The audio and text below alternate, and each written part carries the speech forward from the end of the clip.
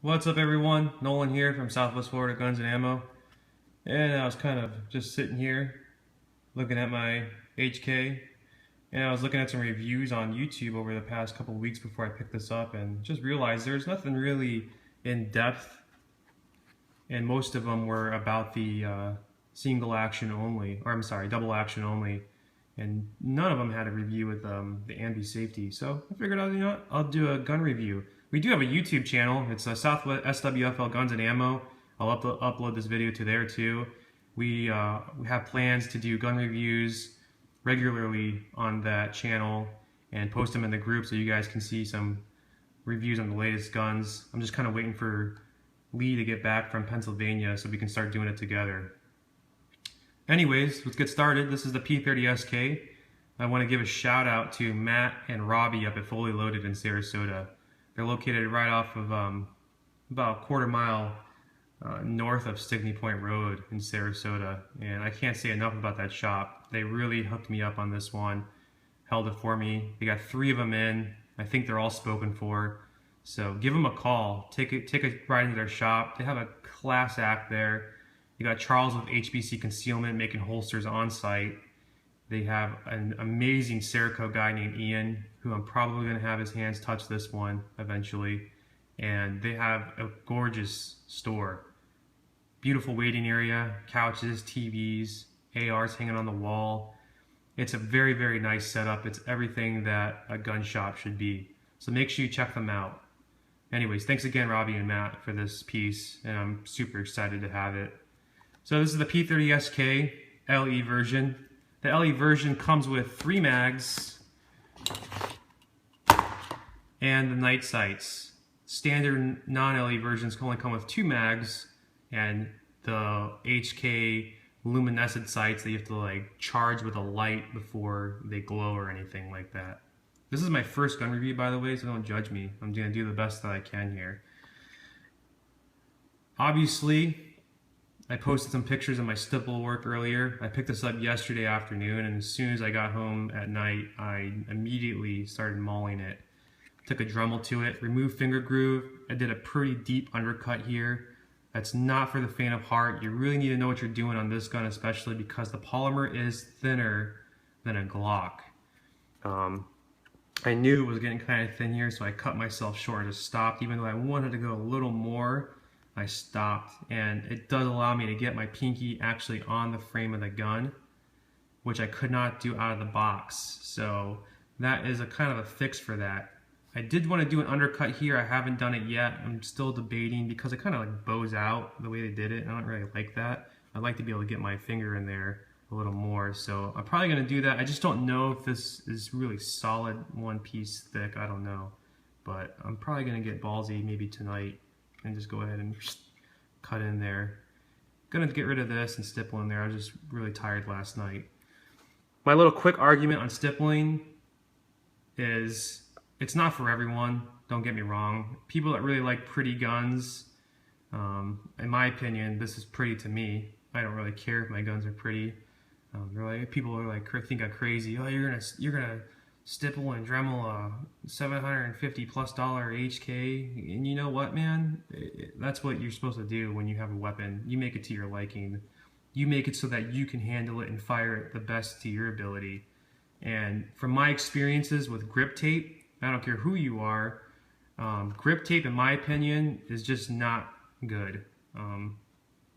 If you fire every so often at the range or whatnot, I'm sure it's fine. I've used Talon grips before on multiple Glocks and other guns, and I've never had anything but failure with them. If you have hands that sweat, or if you shoot outside, especially in Florida and humidity, if you're indoor in an air-conditioned range, yeah, it's probably going to be fine. But if you're out in the elements and you're in humidity or you're in rain, that grip tape is not lasting. I don't care who you are. Stipple is forever. And not only that, you get 3 different sets of back straps and side straps with this piece. So if you screw it up, at least you can have another set that you can do. And I'm sure that HK will sell you additional side straps and back straps separately if you contact them directly. So stipple, I just don't think there's any substitute for it. It does not bother me one bit when I carry. I usually use a hybrid holster so it hides most of it, so you don't feel it against your skin. If you're maybe a little bit of a heftier person and have some extra love that rubs against the handle, you may feel it and have some chafing that could be an issue. But a lot of people that don't like the way it feels against their skin, they stipple one side and they leave the other side kind of bare or stock per se. So I did Dremel the finger groove off. I hate finger grooves. I do it on all my Glocks. It allows me to get more hand on the gun and it feels a lot better. I can get in higher with that undercut. I did a little stipple here and on this side too. And you can kind of see the back. Do it all by hand. I just take a number 2 pencil and kind of draw my lines on where I want to do it. I kept the factory texture and I just went over it. So you can kind of see, there's factory, there's mine. The factory is good. It's definitely better than most guns on the market. It feels okay, but it's still slick. I mean, it's got that sheen to it, and if your hands get kind of damp or clammy, it definitely will. It slips. When you have stipple, I mean, this thing is glued to your hand. There's no worry, and I think it actually helps with moisture, in my opinion. There's the other side. I thought about dremeling the stock texture off and going over it so that would match the upper here, but I kind of like how it's more rough on the bottom and smoother up here. So the webbing of my hand goes under here. It's not grinding against there. It doesn't feel uncomfortable. So I really like the job that I did, and plus I wanted to keep the lines, the nice shine in between the texture. So if I would have took a Dremel to it, I would have risked, nicking it here, and then there's no turning back. You got to stipple the whole piece, or you have to take extra time and fine sand it and then shine it with like a polishing brush. And I didn't want to have to go through that. I already spent enough time on it. I mean, I started probably like 10:30 at night, and I was done right around 3 a.m. last night. So it's definitely time consuming. It takes a lot of patience. You need to be well thought out when you do it. It's not something I would ever do for money or want to sell the services, because I just don't think that there's enough money in it. There's plenty of people out there with maybe a lot more practice than I have that can do it really fast and that will actually do it for you. So please don't ask if I will stipple your gun for money. I will not do it. And you actually do need an FFL as well to do it. I know people do it without FFL, but a lot of people don't know that you're supposed to have an FFL in order to stipple guns for people for monetary reasons. AMBI safety on this model, I really like it. A lot of people ask, oh, why are you getting one with a safety? Because I like to carry cocked and loaded, and I prefer to have a safety just like a 1911. It's my personal preference. In my opinion, carrying like this with no safety is irresponsible. That trigger is pretty light, and it's way easier to pull and have a negligent fire. Not only to mention, if you accidentally drop the weapon on its back, this can create enough force going down where it could possibly, cause enough inertia to push this and cause this hammer to ride forward, and then you're gonna have a discharge. So I carry in condition 2, locked, loaded, safety on. That's how I prefer. Before it's even drawn on my holster, I practice enough with safeties that I know it's off and I can fire. Show you this weapon is clear. And it's good. I'm not comfortable enough with one in the chamber and relying on double action. Unless you get like an LEM trigger, which I'm thinking about dropping in this because the trigger is kind of heavy. If you're in front of paper or at a range, you have time to set up your pull, get your sight picture, and pull. In the heat of the moment when you're drawing from a holster, that extra weight you gotta do, and especially with all the adrenaline you have, is gonna be an issue when it comes to accuracy, in my opinion, unless you train all the time drawing from holster with a double action trigger. So that's why I prefer safety on, condition 2. That's the way I like to roll. So that's why I opted for the AMBI safety model. Decocker on the back. Love the decocker placement. A lot of people don't trust decockers. I trust them all day. Safety's not chintzy made. It's very, very solid. I like it. Trigger. Double action's pretty heavy. The LEM is like a really light pull, so I think you can drop an LEM trigger in this. I'm going to look into it. There's the wall, and then it breaks. It's a pretty long travel. Wall, break. It's almost like you don't even feel it. It kind of just goes into it. On the single action, it's a pretty long travel, but you know where that wall is. I know after this, I pull 1 extra pound, it's there. So you can set it up pretty good. I wish there wasn't so much travel to get to that wall, but it's there. I'm gonna look into getting work on it, work done on it. Pull, you're good. Pull, reset, it's pretty long. Not particularly a fan of it. I think it should reset right about there, but it keeps going right there. And then you gotta pull back to the wall again. So I think they could have did a little better job with the trigger. That's a long reset. But everything's customizable and fixable with the right people. So I'm gonna look into that. Takedown of the gun, excuse me, I'm sick. Takedown of the gun, pretty easy. I like to ride it back, similar to a Glock. It's got a little pin on the back end here. Pull it out. Don't got to remove it all the way like some models. What's really nice is, unlike a Glock, you do not have to pull this trigger to release the slide. You just simply pull it off. And it's got a little red there that'll pop out that shows that you've actuated the lever here. Here's the inside of the frame. I mean, it looks standard to any other polymer frame.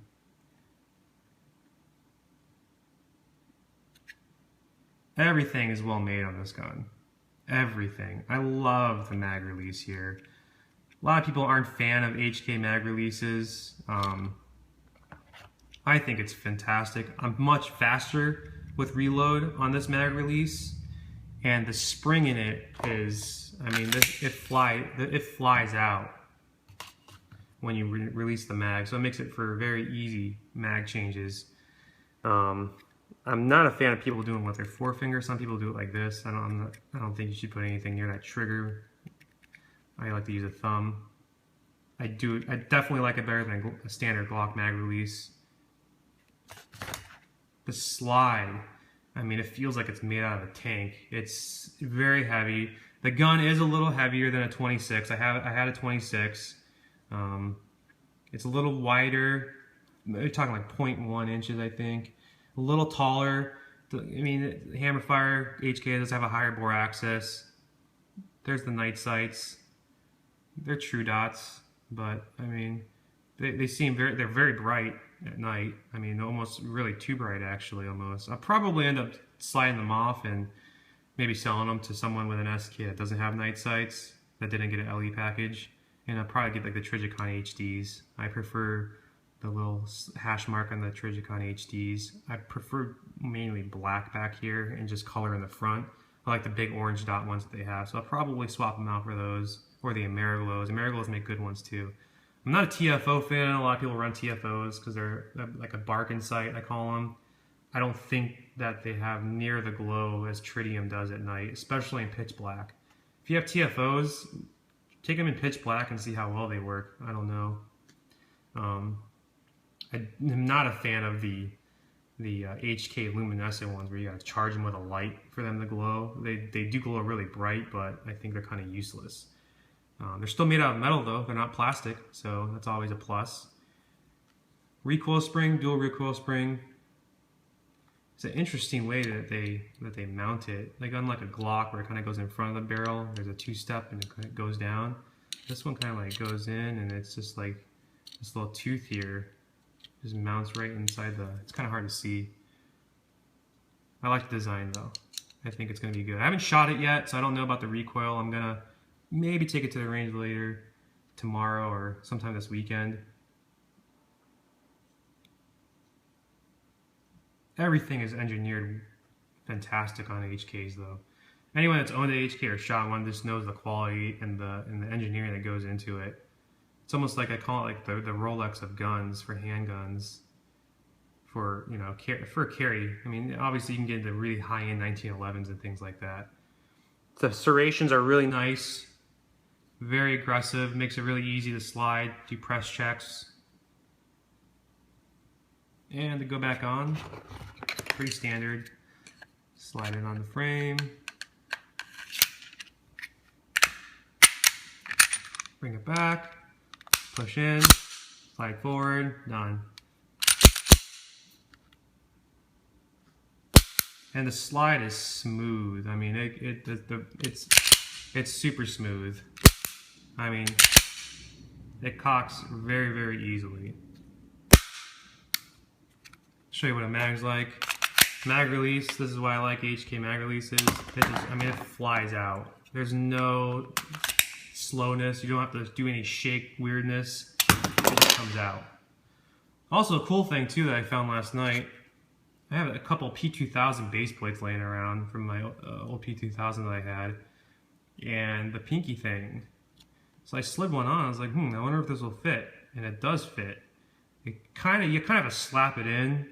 So I don't know if I have to like maybe Dremel some material off. I'm gonna look into it later, but it fits, and it goes on, and it allows you to get a full grip. I'm sure an aftermarket company's on it, hopefully, for base plates for these, maybe a +1 or a +2. It does take P30 mags. It does take P2000 mags. I saw someone with a P2000 mag and had an X grip on the end to cover the gap. So it looked really nice. Well, that's the gun.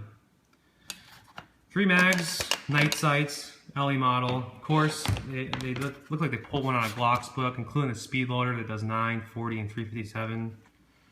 The foam in this box is amazing. 3 back straps, small, medium, large. I'm running mediums on this one. And you get 2 sets of side straps. Typical HK sticker, which I'll throw on my workbench area. Lock. Test fire by B. Warner from Heckler and Koch. June 9th, 2015. Brand new gun. Operator's manual. And that's about it. So that's the gun. I hope you guys enjoyed the video, the review. If you have any questions, you can PM me in the group or post a comment on the YouTube video. Subscribe to the YouTube channel. We're not really active on it yet, but I hope to be soon when Lee gets back from his like 3-month vacation. And we're gonna try to do every new gun that comes out, do range reviews, custom AR reviews. We have lots of plans for the channel, so, and to spread the knowledge. I highly recommend this piece. Haven't shot it yet. I can't imagine it's going to shoot any different or any worse than any other HK that I've shot. I'm very excited about it. I was really worried that I was going to regret not carrying my 26 anymore, but this absolutely I have no fear of. I'm like very excited about it. I have no plans of getting rid of this. People ask, oh, Stippled, what's it do for resale value? Well, you know what? In my experience, for every gun that I've ever stippled, I've never ever had anyone complain or lose value. In fact, if anything, I've probably sold it for more. People that generally buy stippled guns want it to be stippled. Or if they've never had a stippled gun and they actually feel it and use it, they're like, holy crap, how have I not done this before? And I've never had a loss of value. Now, are there really banged up jobs that people do on stipple? Yeah, I mean, go Google image stippling jobs and you'll see some ones that just, you don't know what they were thinking. And how it's done, just a little quick tip. I mean, I have no problems spreading the word or sharing secrets. You could pick this gun up right here. It's a Weller. I think this is like a wood burning gun, or you can use soldering irons too. And the Weller comes with different tips.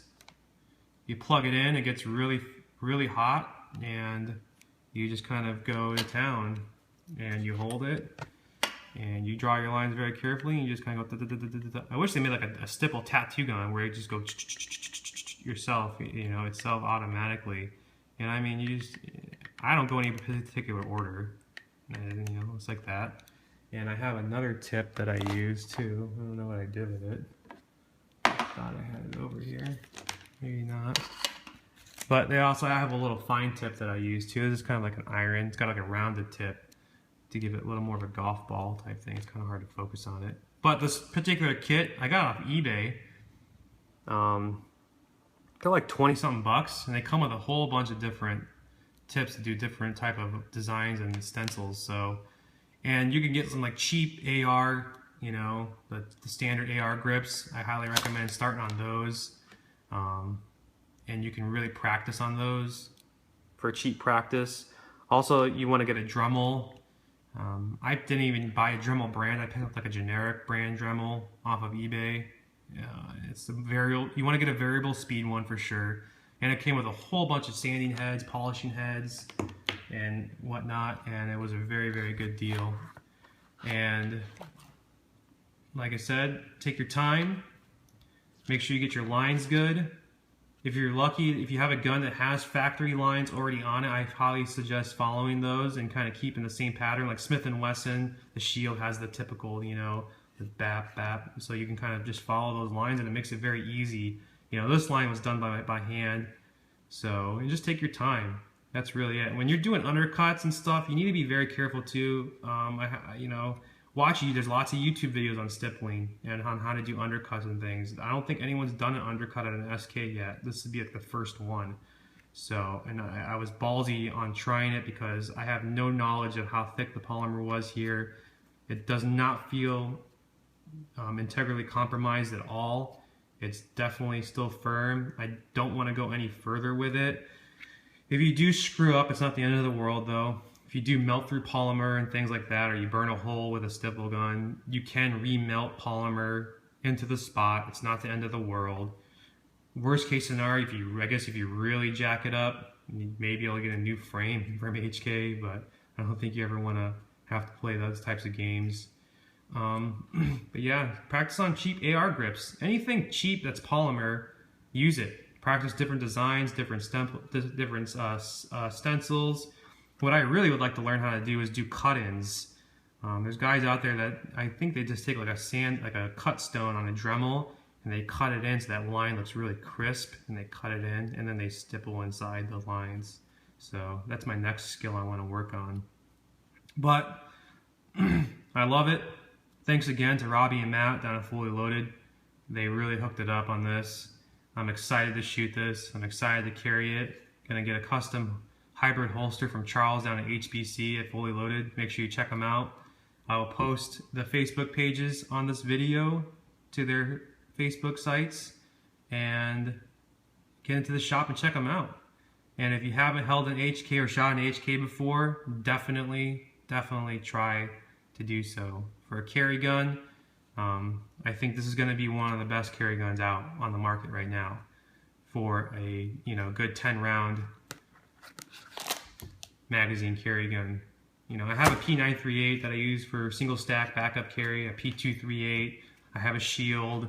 I had an XDS. I absolutely did not like the Springfield XDS at all. I thought it was really junk. But this gun is fantastic. The 938 is a fantastic single stack gun. The shield, I thought about getting a Glock 43, but I decided against it. And that's it, guys. I hope you enjoyed the video. Post any comments, feedback would be greatly appreciated. Subscribe to the YouTube channel if you haven't done so already. And we'll have more videos coming down the road. Sorry the video was so long. I talk too much. Have a good one, guys. Thank you.